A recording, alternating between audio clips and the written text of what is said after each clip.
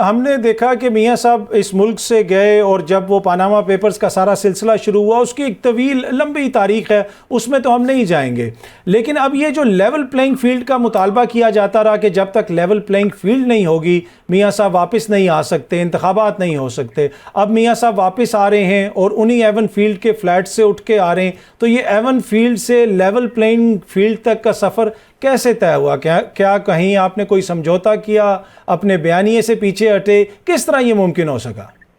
अरे ये पाकिस्तान की एक तो हिस्ट्री है, अथर आपको मेरे से ज्यादा पता है।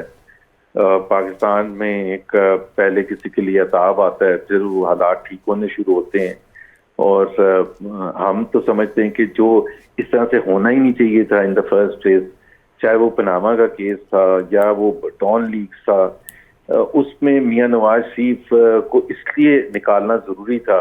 कि 2011 से एक प्रोजेक्ट लॉन्च हुआ था इमरान खान को लाने का, और उसमें फिर बहुत से करैक्टर्स आए और उन्होंने कोशिश की अपनी तरफ से। 2014 में सडनली धरना हो गया आउट ऑफ नो वेयर, उसके पीछे भी वो कुव्वतें शामिल थी।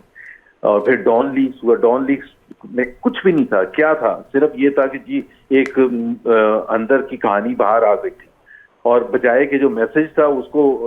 हटा दिया गया, और वो मकसद ही ये था, मैसेंजर के पीछे पड़ गए कि जी सिरिल अल्मेडा ने क्या लिखा और उसको किसने बताया और परवेज रशीद को निकाल दिया। तो ये हमारी सियासत का अफसोसनाक पहलू है, क्योंकि आपने जब एक पार्टी को खराब करना होता है तो उसके लिए बड़े पापड़ पेलने पड़ते हैं। और हमने वो देखा 2017 में, तो गवर्नर था, सिटिंग गवर्नर था, और किस तरह से हमारे ऊपर प्रेशर आता था कि पार्टी की लॉयल्टी चेंज करने के लिए। और फिर उसके बाद इलेक्शंस में तोड़ फोड़ की गई, फिर इलेक्शंस के बाद एक हाइब्रिड रजीम था। अब वो हमें सब ये कहते हैं, जो आपका भी सवाल होगा कि जी हम ये कहते हैं कि जी वो उस वक्त हमने जो जनरल बाजवा के हवाले से हमारे रिजर्वेशन इसलिए थे कि हम ये, ऑफ कोर्स फौज जो भी होती है किसी मुल्क की भी होती है, वो हुकूमत वक्त से को सबसर्विएंट होती है, जो हुकूमत वक्त चाहती है वही वो करती है। लेकिन यहाँ जो मसला था वो एक पॉलिटिकल पार्टी को सपोर्ट कर रहे थे, और हमारा जो कंसर्न था वो यही था, चाहे उस वक्त के चीफ थे या जो भी थे, कि भाई हम पॉलिटिकल पार्टी हैं और इमरान खान रिप्रेजेंट करते हैं एक पॉलिटिकल पार्टी।